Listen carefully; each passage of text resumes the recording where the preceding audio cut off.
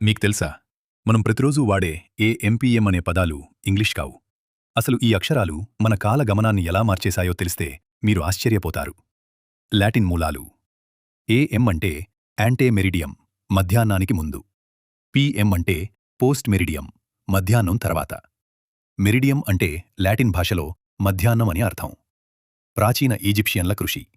క్రీస్తుపూర్వం 1500 కాలంలోనే ఈజిప్షియన్లు పగటి సమయాన్ని 12 భాగాలుగా విభజించే సన్డయల్ సూర్య గడియారం ఉపయోగించేవారు. రాత్రి సమయాన్ని నక్షత్రాల కదలికల ద్వారా మరో 12 భాగాలుగా లెక్కించేవారు.